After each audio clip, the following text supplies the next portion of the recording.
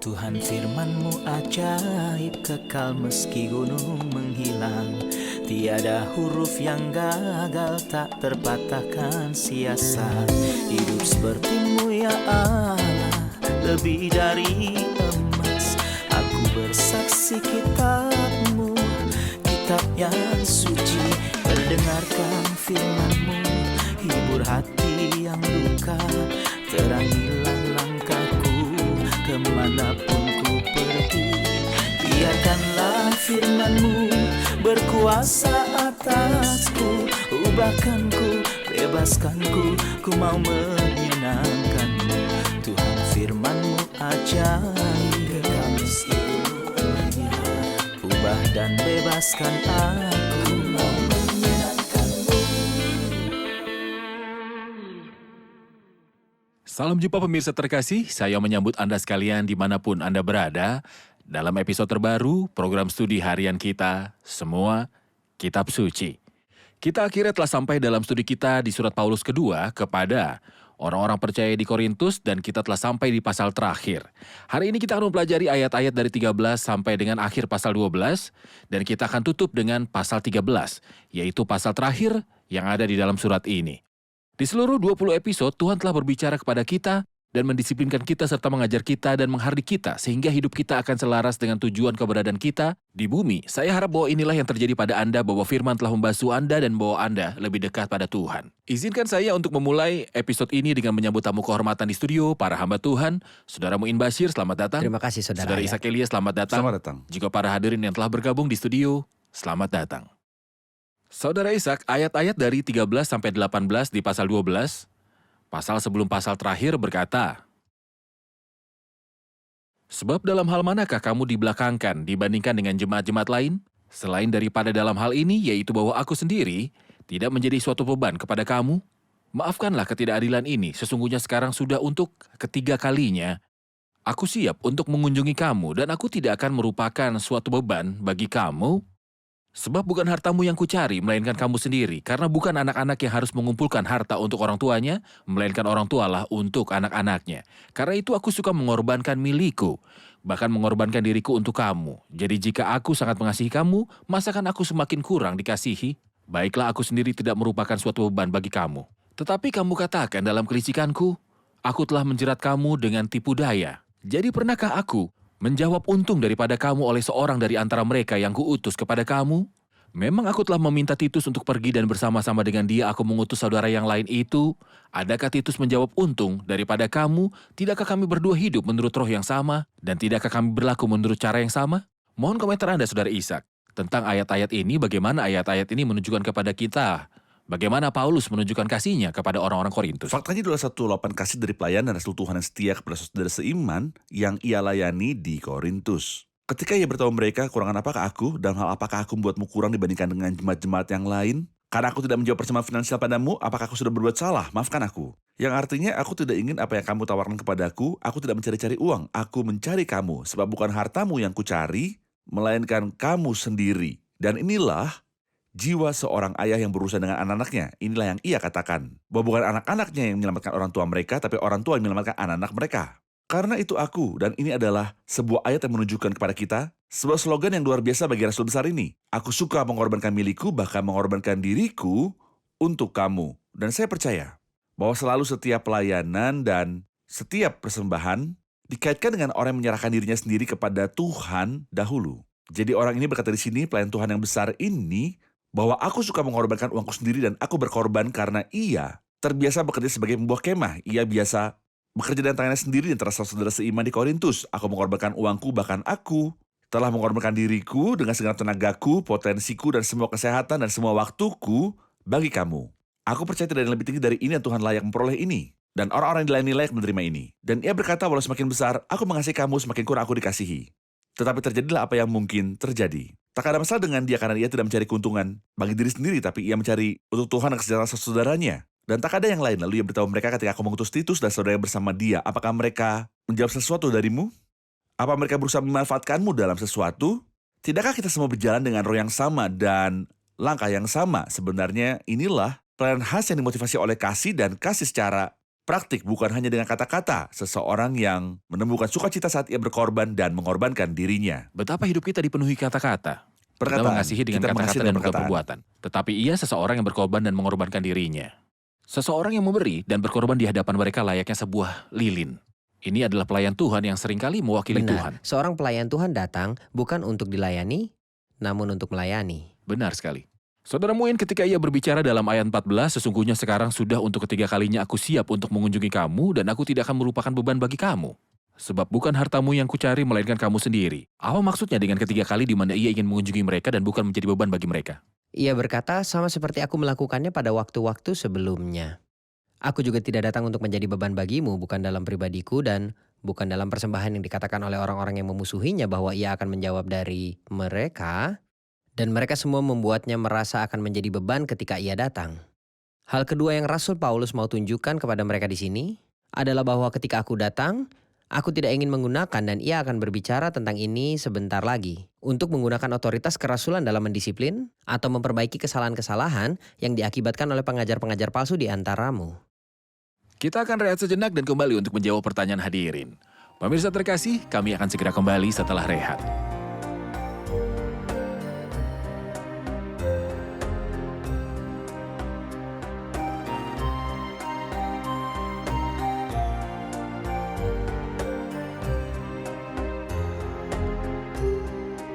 Ayat terakhir di pasal 12, aku khawatir bahwa apabila aku datang lagi, Allahku akan merendahkan aku di depan kamu dan bahwa aku akan berduka cita terhadap banyak orang yang di masa yang lampau berbuat dosa dan belum lagi bertobat dari kecemaran, percabulan, dan ketidaksopanan yang mereka lakukan.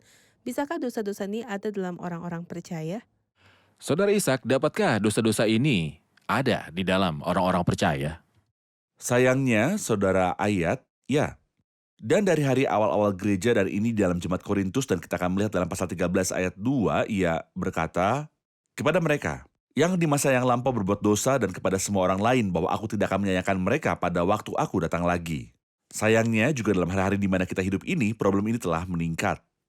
Dan dengan merebaknya kerusakan moral di dunia dengan segala bentuknya, dan itu bisa terjadi dengan satu klik di telepon selular atau internet. Tanpa kekudusan tidak seorang pun akan melihat Tuhan. Sayangnya, ada sebuah kurang disiplinan yang besar oleh sebagian besar orang percaya. Dan ketika kita bertanya mengapa gereja lemah dalam kesaksiannya, mengapa pertemuan-pertemuan rohani tidak mempunyai kuasa, mengapa kita tidak dapat merasakan pengaruh firman Allah atas jiwa-jiwa sebagaimana seharusnya. Saya rasa kita perlu mengecek rasa malu yang tersembunyi. Kita perlu memeriksanya sendiri. Selama rehat, saya bicara dengan saudara Muin terkasih tentang alasan-alasan kelemahan. Dan kami berkata bahwa di antara alasan untuk kelemahan adalah status rohani yang mempengaruhi hal memberi. Kita telah berbicara tentang hal yang memberi beberapa saat yang lalu. Di manakah persembahan itu? Kita terus katakan rasio saat kita bicara tentang memberi dalam pasal 8 dan 9. Terkadang kita merasa gereja pada masa kini bahkan tidak mengumpulkan persepuluhan yang adalah minimum dari yang paling sedikit seseorang memberi dalam perjanjian lama. Apa masalahnya? Kita perlu kembali kepada Tuhan dan jika kesalehan ditemukan, dan jika kekudusan ditemukan, berkat-berkat dan sukacita ditemukan. Saya akan mengajukan pertanyaan antara dua tanda kutip karena mungkin terbersit dalam pikiran salah seorang pemirsa dan berkata, Anda berkata ini adalah orang-orang percaya dan mereka telah menerima kehidupan Allah. Kalau begitu dari manakah dosa-dosa ini datang? Apakah sifat baru yang mereka miliki sejak lahir baru berdosa? Tentu tidak, sifat baru tidak akan berdosa, tapi dalam kita selain sifat baru, kita punya sifat dosa yang kita waris dari Adam secara berdampingan yang Alkitab sebut daging yang ada di dalam kita, sifat buruk.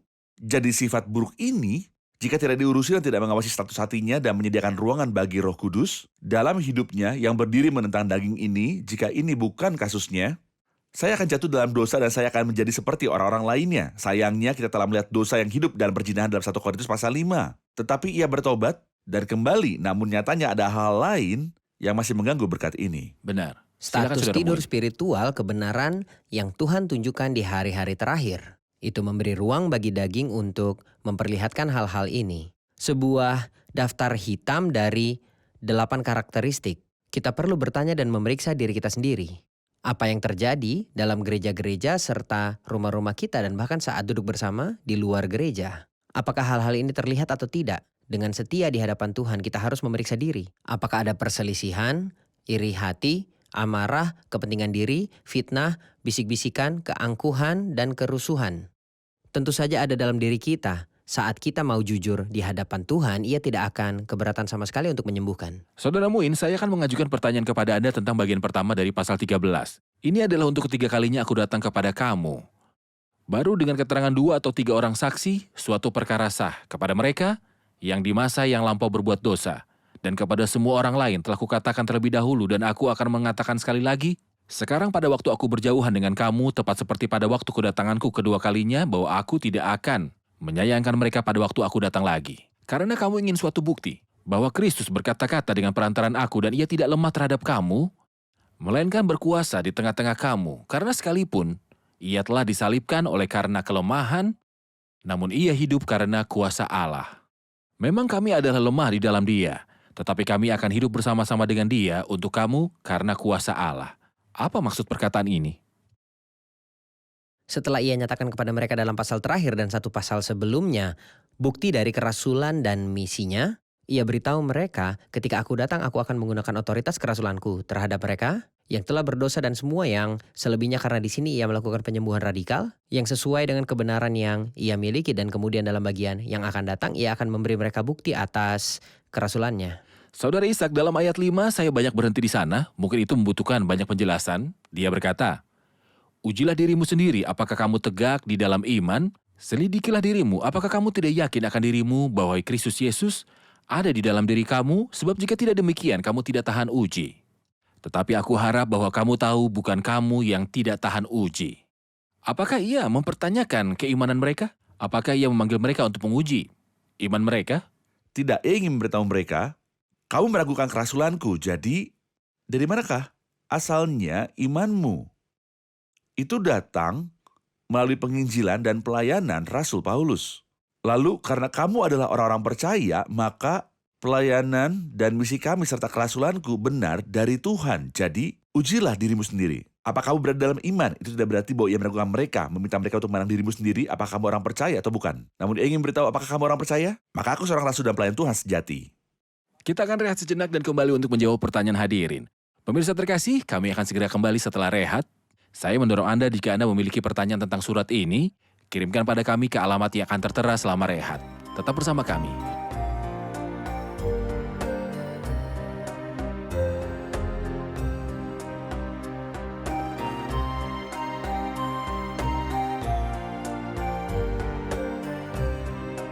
Ayat 8, karena kami tidak dapat berbuat apa-apa melawan kebenaran, yang dapat kami perbuat ialah untuk kebenaran.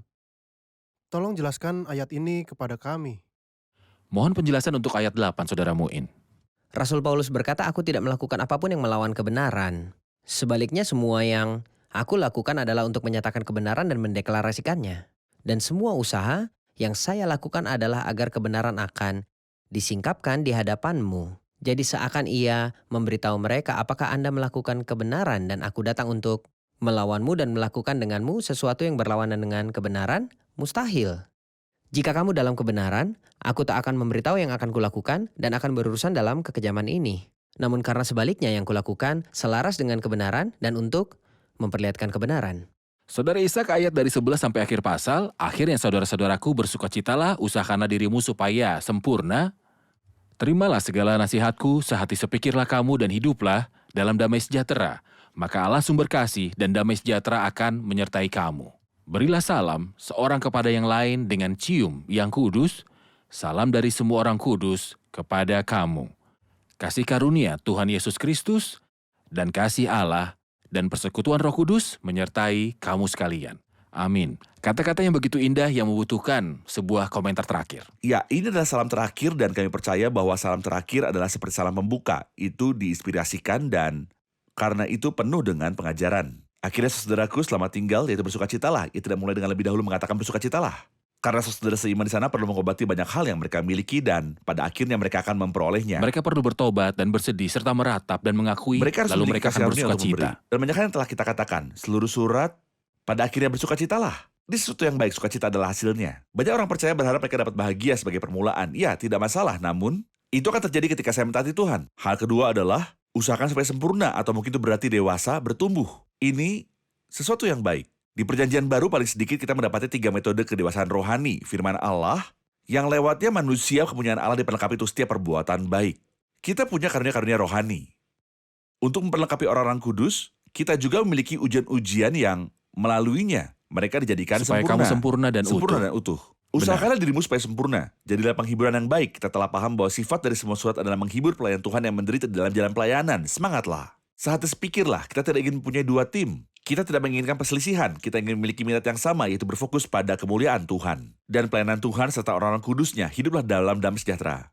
Satu dengan yang lain, maka Allah sumber kasih dan damai sejahtera akan menyertai kamu. Berilah salam seorang kepada yang lain dengan cium yang kudus. Kita menghendaki kekudusan menjadi tanda dari hubungan kita satu dengan yang lain. Tentunya menurut apa yang menjadi latar belakang mereka. Dan kemudian ia menyimpulkan dengan Allah dan pribadi Tritunggalnya demi kebaikan kita. Kasih karunia Tuhan Yesus Kristus dan kasih Allah dan persekutuan Roh Kudus menyertai kamu sekalian. Di sini kita melihat semua Tritunggal ini atas nama orang-orang percaya. Dan omong-omong pemikiran yang ada dalam pikiran beberapa orang bahwa pribadi-pribadi ilahi punya suatu urutan, sehingga kita berkata bahwa Bapa adalah pribadi pertama, dan Anak adalah pribadi kedua, dan Roh Kudus adalah pribadi ketiga. Gagasan ini tidak benar dan tidak alkitabiah. Sebaliknya, Alkitab mengatakan sebaliknya. Di sini kita melihat pribadi Anak disebut dahulu.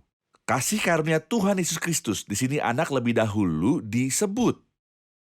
Dalam baptisan, dalam Matius 28, ia berkata, baptislah mereka dalam nama Bapa dan Anak dan Roh Kudus. Lihatlah Bapa disebut dahulu di sini.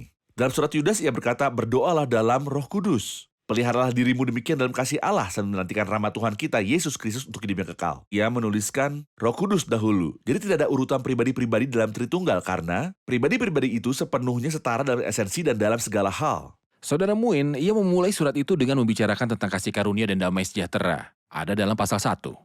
Ia mengakhiri surat ini dalam ayat-ayat terakhir, ayat 12, berkata, maka Allah sumber kasih dan damai sejahtera akan menyertai kamu. Ia mengawali dengan damai sejahtera dan mengakhiri dengan damai sejahtera Allah. Tentang apakah? Ini berbicara kepada kita.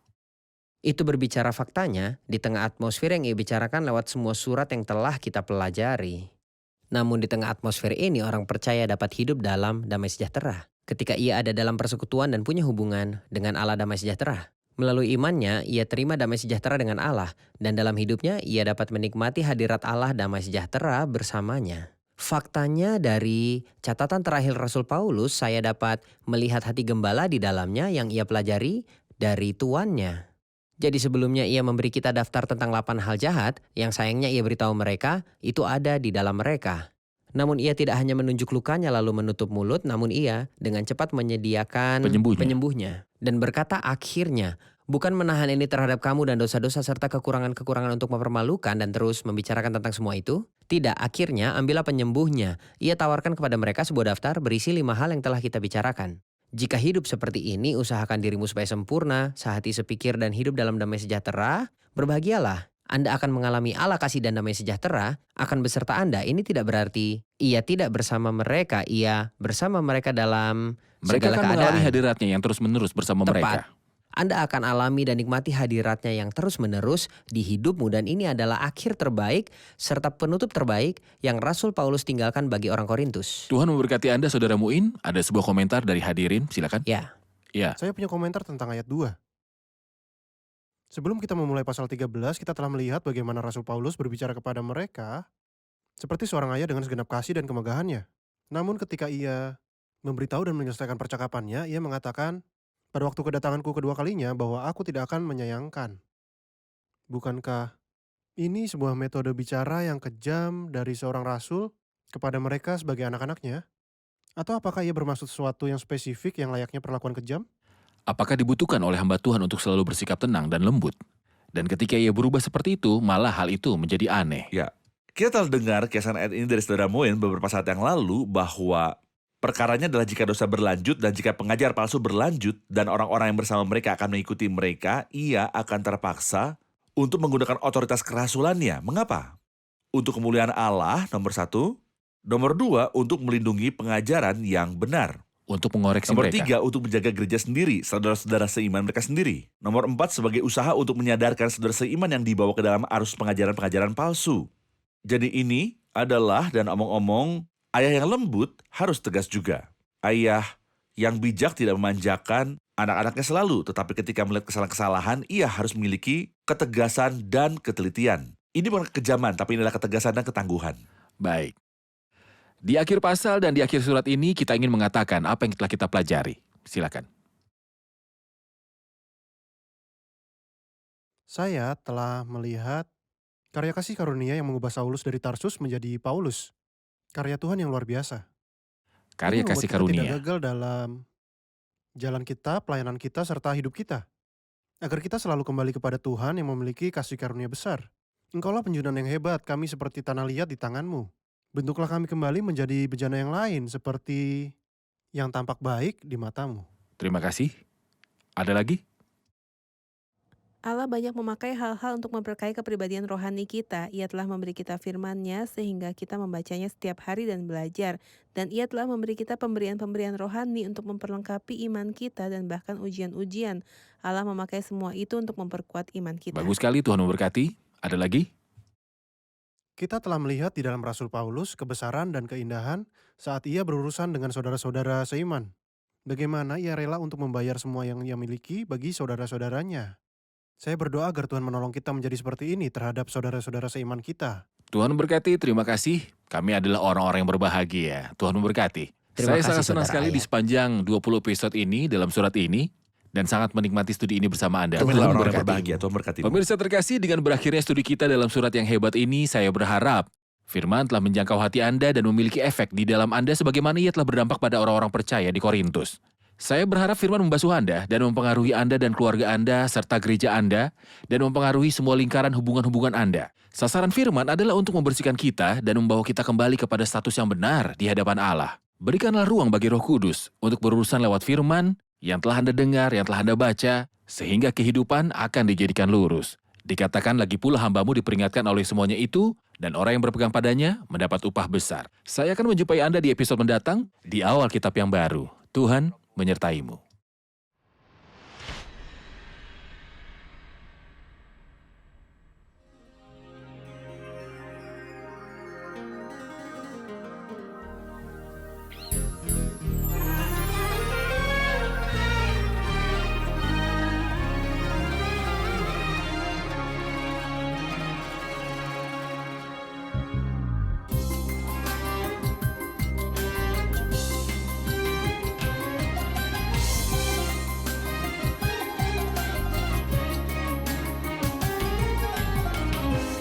أبي ضللت حين تركت دفء الأماني في حضنك بيتي هجرت طوعا وجهلا وكنت أحيا في خيرك سعيا وراء الأهواء سرت والشر كالنار المهلكة وعندما اشتد بي عذابي قلت أعود ربي لك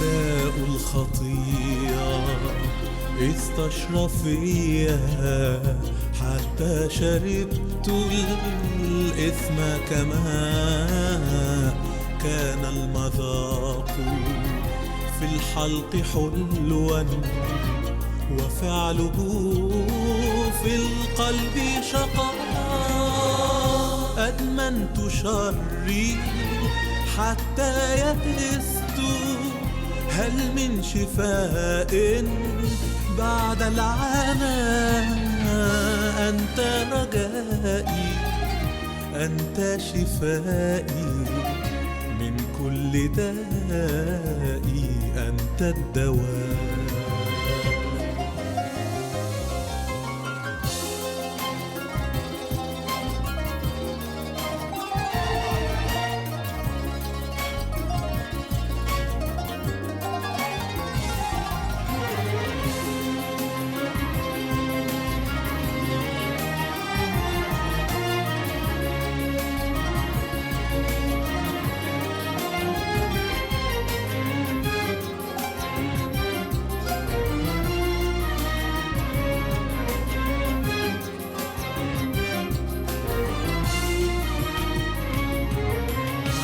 طال ابتعادي زاد عنادي توبني ربي حتى أتوب بروحك انزع عني القساوة بكتني واجعل قلبي يذوب مهما يكون اسمي عظيما دم المسيح يشفي العيوب فاسترني واغسل أدران قلبي وارحمني يا غافر كل الذنوب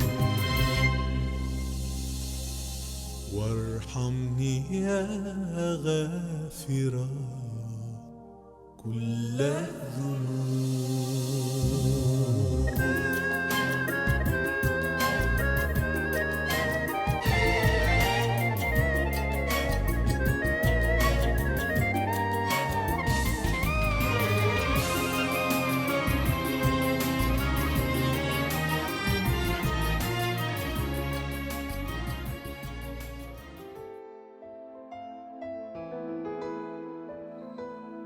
Tuhan firman-Mu ajaib kekal meski gunung menghilang.